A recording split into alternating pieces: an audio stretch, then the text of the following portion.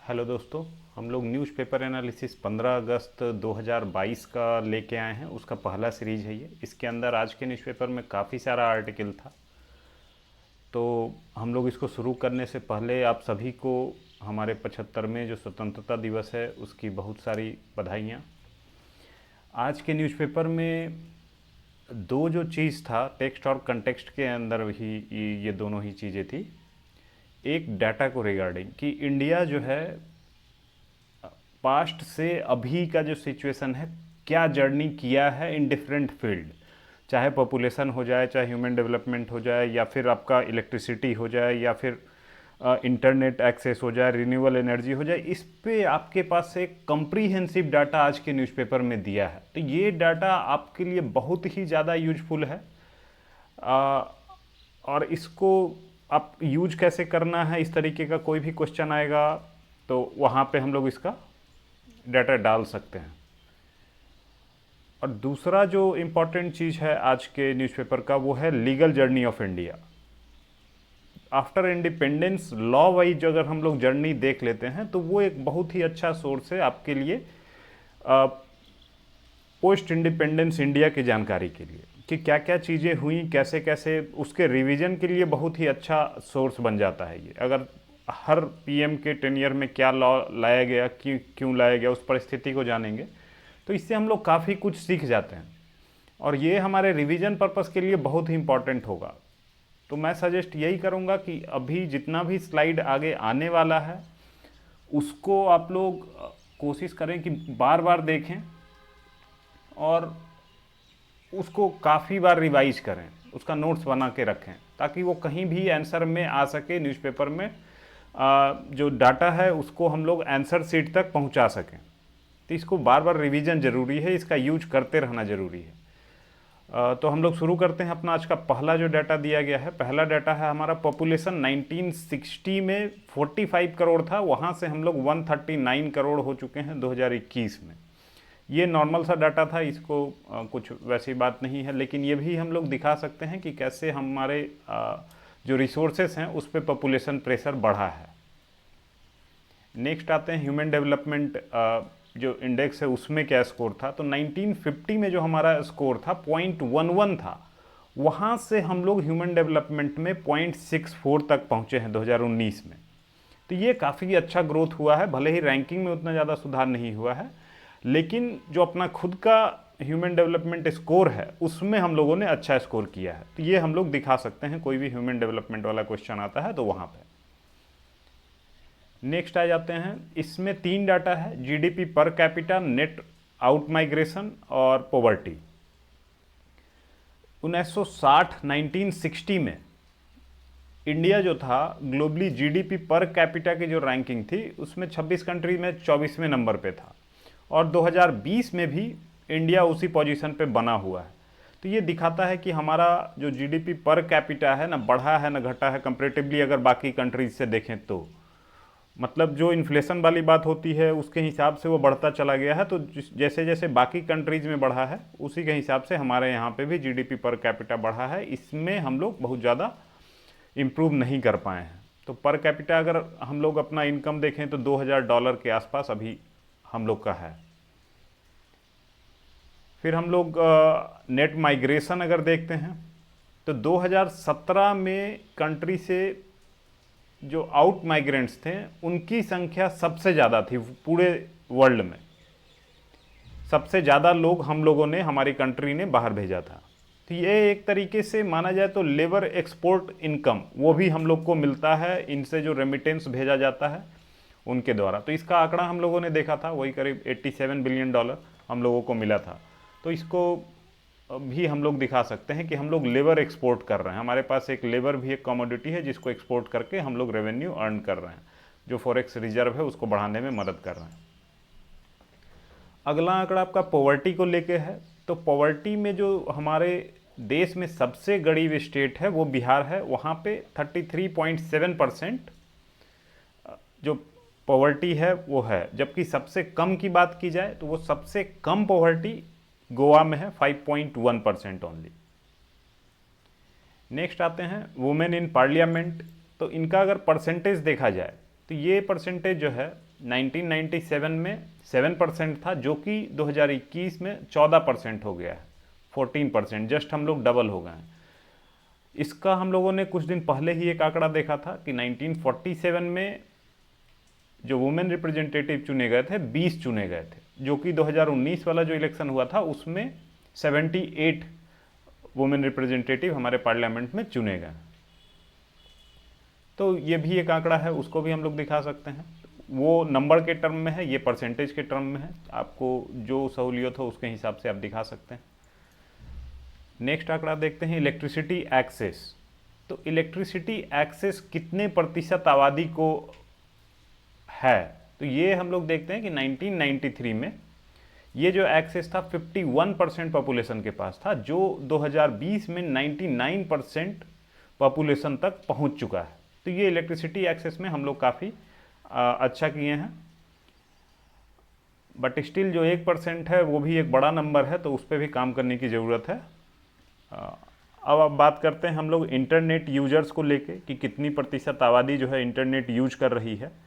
तो 1990 में ये परसेंटेज 0 के आसपास था, 0.1%, तो 0 ही मैंने यहाँ पे रखा है, तो 0% बिल्कुल नेग्लिजिबल था। वहाँ से हम लोग ये 2000 मिस टाइप हो गया, 2020 होगा ये, 2020 में 43% इंटरनेट यूजर्स इनके पास हमारे कंट्री में है। तो इसको आप लोग चेंज कर लीजिएगा, 2020 कर लीजिएगा इसको, 2000 वो मिस टाइप हो गया है। हम लोग आ जाते हैं आगे, CO2 एमिशन, जो मेट्रिक टन में पर कैपिटा मतलब प्रति व्यक्ति जो हमारा CO2 इमिट हो रहा है मेट्रिक टन में, वो आंकड़ा है। तो 1990 में ये जो आंकड़ा था 0.65 था, 0.65 मेट्रिक टन पर कैपिटा, जो कि 2019 में बढ़ के 1.8 मेट्रिक टन पर कैपिटा पे आ गया है। स्टिल जो है ग्लोबली अगर हम लोग कंपेयर करें तो हम लोग बहुत ही कम इमिट कर रहे हैं CO2। Global CO2 emission per capita में बहुत ज़्यादा है, USA अगर उनकी बात की जाए तो हमारा उनसे काफ़ी कम है। अगला आंकड़ा है हमारा रिन्यूएबल एनर्जी को लेके। तो 1971 में रिन्यूएबल एनर्जी में हमारा जो जनरेशन कैपेसिटी था वो लगभग 0 था, जो कि 2022 में हमारी टोटल एनर्जी जो जनरेशन कैपेसिटी है उसका 41.5% हम लोग रिन्यूएबल से अभी जनरेट कर रहे हैं। नेक्स्ट है आपका लाइफ एक्सपेक्टेंसी।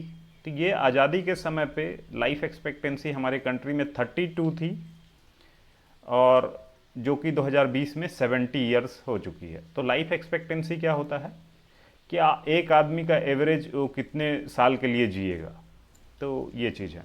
आ जाते हैं हम लोग अर्बन पॉपुलेशन। तो अर्बन पॉपुलेशन ये भी मान लीजिए अगर कोई क्वेश्चन आ जाता है, अर्बनाइजेशन GS1 का एक टॉपिक है UPSC का, तो उसके अंदर अगर आपसे क्वेश्चन पूछा जाता है कि urbanisation is a new problem, वहाँ पे आप कैसे दिखा सकते हैं, तो इस आंकड़े को वहाँ पे यूज किया जा सकता है। तो जैसे 1951 में 6.2 करोड़ अर्बन पॉपुलेशन थी, जो कि 2011 के सेंसस में 37.7 करोड़ ये हम लोग को मिला नंबर। और 2021 में UN का डाटा का प्रेडिक्शन है कि हमारा अर्बन पॉपुलेशन 49.31 करोड़ हो जाएगा। ये प्रेडिक्शन है, हमारा सेंसस नहीं हुआ है, उनके द्वारा डाटा दिया गया है। उनका मानना है कि इतना पहुंच चुका है आंकड़ा, लेकिन वही प्रेडिक्शन ही है उनके साइड से, क्योंकि लिटरली उन्होंने काउंट तो किया नहीं है। नेक्स्ट आते हैं अगले आंकड़ा के ऊपर। तो अगला है हमारा इन्फेंट मोर्टेलिटी रेट। तो इन्फेंट मोर्टेलिटी रेट क्या होता है कि जन्म से 42 दिन के अंदर में कितने बच्चों की मृत्यु हो जाती है। तो ये आंकड़ा उसी चीज़ को दिखाता है कि जो शिशु मृत्यु दर है। तो 2004 में ये आंकड़ा 58 था, जो कि 2020 में सुधर के 31 पे आ गया है। तो ये हम लोग मेजर करते हैं पर 1000 लाइव बर्थ पे, हर 1000 बच्चा पे कितने बच्चों की मृत्यु हो जाती है जन्म से 42 दिन के अंदर। अब हम लोग देखते हैं कि फैक्ट्रीज की बात की जाए तो हमारे कंट्री में जो अर्ली 2000 था उस समय पे 1.36 लाख फैक्ट्रीज इस्टेब्लिश्ड थी, जो कि अभी का जो फिनेंशियल ईयर हमारा 2017-18 था उसमें ये नंबर ऑफ फैक्ट्रीज 2.37 लाख हो चुका है। वहीं भी बात की जाए कि सबसे ज़्यादा नंबर ऑफ फैक्ट्रीज कहाँ पे हैं, किस स्टेट में है, तो वो स्टेट तमिलनाडु है, और सबसे कम वाला जो स्टेट है वो सिक्किम है। अब हम लोग आगे आते हैं। तो ये आपका जो डाटा ट्रीजर था वो वाला पार्ट ख़त्म हो गया है। उस डाटा ट्रीजर को आप कई बार रिवाइज करें, कई बार देखें, कम से कम उसको देखते भी रहेंगे उसकी पीपीटी को भी, तो आपको याद हो जाएगा वो। फिर उसको यूज कैसे करना है वो मैंने बताया है थोड़ा थोड़ा, तो उसको जब आप आंसर में डालना शुरू करेंगे तभी आपको फ़ायदा मिलेगा। नेक्स्ट हम लोग जो आज के वीडियो में देख रहे हैं वो legal journey of India, law wise हम लोग कैसे आगे बढ़े हैं। तो लॉ वाइज जो पहले प्रधानमंत्री हमारे नेहरू जी थे, उनके पीरियड में स्टेट रीऑर्गेनाइजेशन एक्ट, इसके तहत में स्टेट को लिंग्विस्टिक लाइन पे डिवाइड किया गया था, स्टेट्स की बाउंड्री डिफाइन की गई थी। फिर यूनिफॉर्म सिविल कोड को लागू करने के लिए हिंदू कोड बिल ये लाया गया था। फिर बिजनेस को प्रमोट करने के लिए रेवेन्यू एंड कंपनीज कोड 1956 से 62 के पीरियड में बहुत सारे कोड आए थे, जिसमें कि एक मान लीजिए आपका उदाहरण है कंपनीज एक्ट 1956 का। तो ये आपको काफ़ी कुछ दिखा देगा कि कैसे कैसे जर्नी चली है हमारी। उसके बाद फिर मान लीजिए लेबर लॉज के लिए 1948 में, तो 1948 में आपका minimum wages act, payment of wages act, तो ये काफ़ी सारे एक्ट आए थे उस समय पे। फिर बहुत सारे इंस्टीट्यूट को बनाया गया था एक्ट के थ्रू, जैसे यूजीसी एक्ट है आपका 1956 का, एलआईसी है, एलआईसी बनाया गया था एक्ट से, आईआईटी, एम्स, बार्क, ये सारे इंस्टीट्यूशन खड़े किए गए थे। फिर फूड और पब्लिक डिस्ट्रीब्यूशन को मजबूत करने की दिशा में भी काम किया गया था। इसका एक एग्जांपल देखें तो वेयर हाउस कॉरपोरेशन एक्ट ये बनाया गया था, जिसके मदद से जो है वेयर हाउस बनाए गए, उनको इस्टेब्लिश किया गया ताकि फूड स्टोर किया जा सके। उस समय पे एक और प्रॉब्लम चली थी लैंग्वेज की, कि हमारा ऑफिशियल लैंग्वेज क्या हो, तो उसको भी सॉल्व किया गया था ऑफिशियल लैंग्वेज एक्ट 1963 से। फिर नेहरू जी का अगर पीरियड देखें तो उस पूरे पीरियड में संविधान को 16 बार बदला गया था, और जो उनके पीरियड का एक कंटेंटियस एक्ट है वो है armed forces special power act 1958। ये मेजरली लाया गया था नॉर्थ ईस्ट में जो इंसर्जेंसी हो रही थी उसको कंट्रोल करने के लिए, कि आर्म फोर्सेस को पावर ज़्यादा दिया जाए ताकि वो इफ़ेक्टिवली टैकल कर सकें सिचुएशन को। नेक्स्ट आते हैं हम लोग, शास्त्री जी का जो टेनियर रहा मात्र 18 महीने का रहा, और उस समय जो प्रॉब्लम था वो हमारे यहाँ पे फूड स्कार्सिटी का प्रॉब्लम बहुत ही बड़ा प्रॉब्लम था। तभी उन्होंने एफसीआई एक्ट उनके टाइम पे ही आया है, और जो सेकंड है वो है नेशनल डेयरी डेवलपमेंट बोर्ड, जो हमारा डेयरी सेक्टर है उसको प्रमोट करने के लिए ये चीज़ लाया गया था। अगला देखते हैं हम लोग, इंदिरा गांधी जी का पहला टेनियर।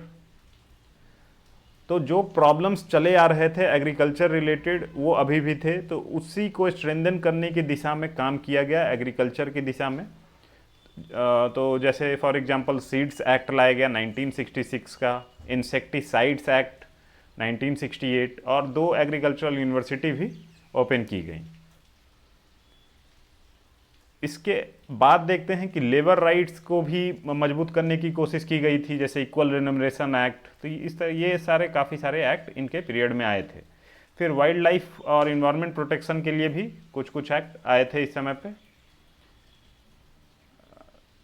उसके बाद फिर अगला हम लोग देखते हैं कि क्रिमिनल प्रोसीजर कोड में भी बदलाव किया गया 1973 में। फिर एबॉर्शन को डीक्रिमिनलाइज किया गया था 1971 में, जबकि इसी चीज़ को यूएस में उस साल पे क्रिमिनलाइज कर दिया गया था। उसके जस्ट अपोजिट इंडिया में इसको डीक्रिमिनलाइज किया गया था। इसके अलावा जिसके लिए ये टेनियर काफ़ी याद रखा जाता है वो है आपका nationalisation of banks, mines, insurance, तो काफ़ी सारे जो चीज़ें थी उसको नेशनलाइज किया गया था। फिर प्राइवी पर्स उसको एबॉलिश किया गया था। प्राइवी पर्स जो पहले प्रिंसली स्टेट्स के जो राजा हुआ करते थे उनको कॉन्स्टिट्यूशन की गारंटी के मदद से उनको एक फिक्स्ड पैसा हर साल दिया जाता था, उसको इंदिरा गांधी जी के पहले टेनियर जो ये टेनियर है उसमें एबॉलिश कर दिया गया था। फिर आपका अर्बन लैंड होल्डिंग पे सीलिंग लगाई गई, लिमिट लगाई गई कि आप इससे ज़्यादा लैंड आप नहीं रख सकते हैं अर्बन एरिया में। फिर कुछ कुछ जो प्रॉब्लमेटिक चीज़ें थी इनके टेनियर में वो देखते हैं कि यूएपीए आया, अनलॉफुल एक्टिविटीज़ प्रिवेंशन एक्ट 1967। इसका यूज अभी भी देखा जाता है, काफ़ी हम लोगों ने कुछ दिन पहले ही आंकड़ा देखा था कि इसके तहत ही काफ़ी सारे लोगों को अरेस्ट किया गया था। फिर MISA, maintenance of internal security act 1971, ये भी इंटरनल जो पहले टर्म में इंदिरा गांधी जी के अगेंस्ट में काफ़ी सारी वॉइसेस उठ रही थी, तो उसको कंट्रोल करने के लिए कहा जाता है कि ये एक्ट लाया गया था। फिर इमरजेंसी भी इम्पोज किया गया हमारे कंट्री में इनके टेनियर में ही, और उसी पीरियड में आपका 42nd कॉन्स्टिट्यूशनल अमेंडमेंट एक्ट भी लाया गया, जिसको कि मिनी कॉन्स्टिट्यूशन भी बोला जाता है।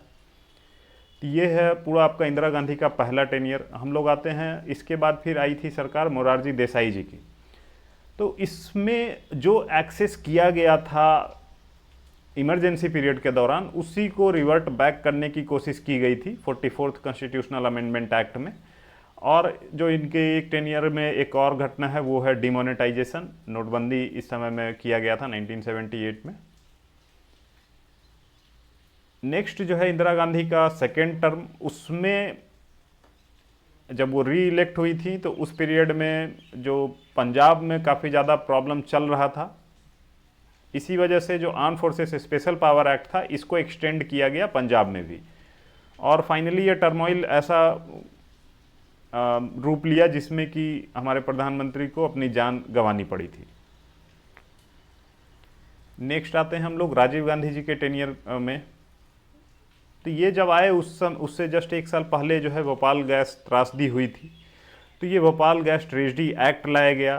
फिर जो चीज़ें पहले से चली आ रही थी उसको और कंसोलिडेट करने का कोशिश किया गया। जैसे लीगल सर्विस अथॉरिटी इस्टेब्लिश किया गया, जिसका कि मेन ऑब्जेक्टिव था फ्री लीगल एड देना गरीबों को।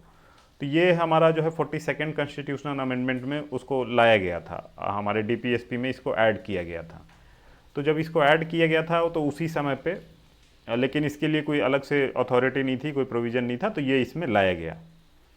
उसके अलावा काम देखते हैं तो इन्वायरमेंट प्रोटेक्शन की दिशा में काफ़ी सारे कानून इंदिरा गांधी के टेनियर में भी आए थे। उसके बाद फिर से इस पीरियड में भी काफ़ी सारे एक्ट आए हैं इन्वायरमेंट प्रोटेक्शन को लेकर के। फिर जुवेनाइल जस्टिस एक्ट आया, मेंटल हेल्थ एक्ट आया, कंज्यूमर प्रोटेक्शन एक्ट आया 1985 में। फिर बिजनेस की दिशा में और ये सारे अगर देखें तो लेबर लॉस को ईज करने की कोशिश की गई थी, और करप्शन को कंट्रोल करने के लिए एंटी करप्शन एंड बेनामी प्रोहिबिशन लॉ 1988 ये लाया गया था। हालांकि इस गवर्नमेंट के ऊपर एलिगेशन लग रहा था काफ़ी ज़्यादा करप्शन का ही, तो उसी पीरियड में ये लॉ लाया गया था। नेक्स्ट क्या है कि एंटी डिफेक्शन की जो शिकायत थी उसको भी दूर करने का कोशिश किया गया था, एंटी डिफेक्शन लॉ आया, और हमारे कॉन्स्टिट्यूशन में जो 10वां शेड्यूल है वो ऐड किया गया। एक जो चीज़ हुई थी वो इनके टेनियर का एक ब्लैक मार्क भी माना जा सकता है, जिसमें सुप्रीम कोर्ट के जजमेंट को, शाहबानू केस था उसमें, उसको रिवर्स करने की कोशिश की गई थी। तो जजमेंट में ये किया गया था कि अगर कोई मुस्लिम महिला तलाक लेती है तो उसको जो एलमनी का अमाउंट है वो मिलना चाहिए, वो उसको अधिकार है। लेकिन इसको वापस किया गया एक्ट के थ्रू, गवर्नमेंट के द्वारा, इस जजमेंट को, उसमें कि एलमनी जो है एक फिक्स पीरियड तक ही जो महिला है, विधवा नहीं बोल सकते हैं उसको, डिवोर्सी, जो डिवोर्सी हैं उनको एलमनी का अमाउंट एक फिक्स टाइम तक ही दिया जाए, उसके बाद फिर ये अमाउंट बंद हो जाएगा। तो इसको गवर्नमेंट लेके आई थी। फिर इंडियन आर्मी को श्रीलंका भेजा गया था, जो LTT की शिकायत थी, जो प्रॉब्लम थी उसके देखते हुए, और फाइनली यही इवेंट की वजह से राजीव गांधी जी की भी हत्या हो गई थी। नेक्स्ट आते हैं हम लोग, इसके बाद VP सिंह गवर्नमेंट आई। उनका एक काम था कि मंडल कमीशन का जो रिकमेंडेशन था उसको इम्प्लीमेंट किया गया था। तो इसमें जो OBC रिजर्वेशन का पार्ट है वो इसके तहत में आया था। इसके बाद फिर आ जाता है हमारा PV नरसिम्हा जी का गवर्नमेंट, वो एज ए प्रधानमंत्री आए थे। तो वहाँ पे जो सिचुएशन बन रही थी कि जो रिलीजियस हैट्रेड था वो सिचुएशन धीरे धीरे बढ़ता दिख रहा था। उसी चीज़ को कंट्रोल करने के लिए यहाँ पे प्लेस ऑफ वर्शिप एक्ट 1991 लाया गया था, जिसके तहत में जो भी जिस परिस्थिति में जहाँ पे पूजा जो चल रही है वो कंटिन्यू रहेगी, उसका नेचर नहीं चेंज किया जा सकता है। इसमें यही चीज़ लाया गया था। फिर सेबी को स्टैच्यूटरी बॉडी बनाया गया, security and exchange board of India, जो आपका स्टॉक मार्केट को रेगुलेट करता है, उसको लीगलाइज किया गया यहाँ पे। फिर सर्विस टैक्स को इंट्रोड्यूस किया गया था 1994 में। पीएसयूज को कंसोलिडेट किया गया। ह्यूमन राइट्स की दिशा में अगर बात करें तो एनएचआरसी एक्ट वो लाया गया था, ह्यूमन राइट्स एक्ट। फिर नेक्स्ट हम लोग देखते हैं कि प्री नेटल जेंडर सेलेक्शन, जन्म से पहले जो लिंग जांच है उसको यहाँ पे प्रोहिबिट किया गया 1994 में। डिसेबल्ड पर्सनस हैं, उनके अधिकारों की रक्षा के लिए कानून लाया गया। और एक और जो इम्पोर्टेंट काम इस टेनियर में हुआ वो था आपका 73वां और 74वां, ये कॉन्स्टिट्यूशनल अमेंडमेंट एक्ट लाया गया, जिसके तहत में म्यूनसिपैलिटीज़ और पंचायत बॉडीज़ को कॉन्स्टिट्यूशनल स्टेटस ग्रांट किया गया। नेक्स्ट हम लोग देखते हैं अटल बिहारी वाजपेयी जी की सरकार।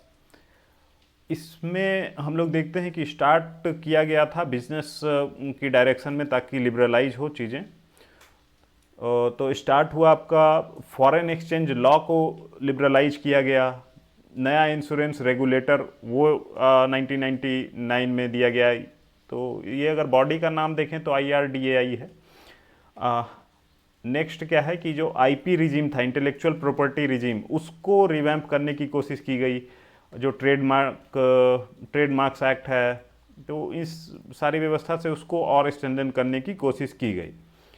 फिर आपका इंफॉर्मेशन टेक्नोलॉजी एक्ट 2000 ये लाया गया, ताकि नई टेक्नोलॉजी जो आ रही है उसको कैसे रेगुलेट करना है। फिर एंटी मनी लॉन्ड्रिंग एक्ट 2002 में आया। फिर आपका FRBM एक्ट 2003 में, ताकि जो गवर्नमेंट है वो अपने बजट में थोड़ा सा फिजिकल डिसिप्लिन लेके आए। तो FRBM था आपका physical responsibility and budget management act.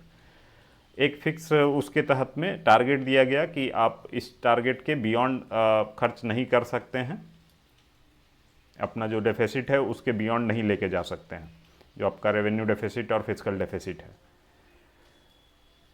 फिर कॉन्स्टिट्यूशन में अगर बात की जाए तो कॉन्स्टिट्यूशन में 86 अमेंडमेंट एक्ट लाया गया, जिसके तहत में आर्टिकल 21A जोड़ा गया था, जिसके तहत में क्या है कि एजुकेशन का अधिकार एज ए फंडामेंटल राइट इसके तहत में इंक्लूड किया गया कि 6 से 14 साल का मैंडेटरी जो है उसको एजुकेशन दिया जाए हर बच्चे को, सरकार की तरफ से फ्री ऑफ कॉस्ट।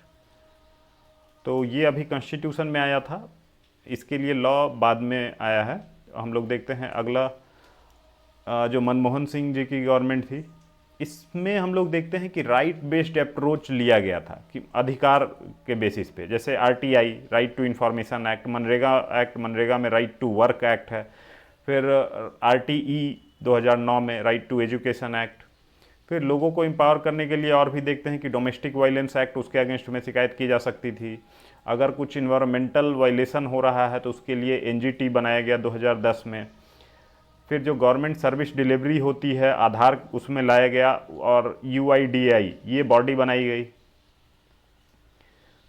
फिर चिल्ड्रन के अगेंस्ट में जो सेक्सुअल ऑफेंसेस थे उसको एड्रेस करने के लिए पॉस्को एक्ट लाया गया 2012 में।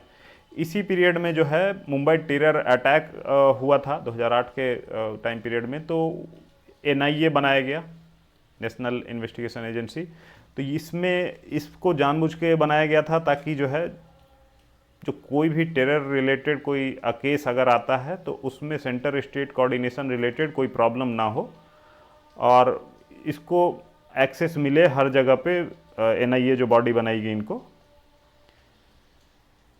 फिर नेक्स्ट हम लोग देखते हैं कि जो जाने वाला साल था 2013 के आसपास का, तो उसमें कुछ चीज़ लाया गया, जैसे आपका लैंड एक्विजिशन एक्ट, उसमें चेंज लाया गया था। Protection of women at work place ये लाया गया था। फिर लोकपाल एंड लोकायुक्त एक्ट ये भी लाया गया 2013 में। एक और एक्ट है जो कि इसमें नहीं लिखा है, वो है नेशनल फूड सिक्योरिटी एक्ट, वो आपको 2013 में लाया गया, जिसके तहत में इतनी प्रतिशत आबादी तक का 75% आपका रूरल आबादी और 50% आपका अर्बन आबादी, उनको मैंडेट किया गया कि पीडीएस के थ्रू उनको अनाज मिलेगा। उसमें प्राइस भी मेंशन किया गया कि कितना प्राइस मिलेगा, कितने प्राइस पे मिलेगा, बहुत ही नॉमिनल प्राइस पे है, और कितना अमाउंट मिलना है पर फैमिली वो भी उसमें लॉ में डिसाइड किया गया।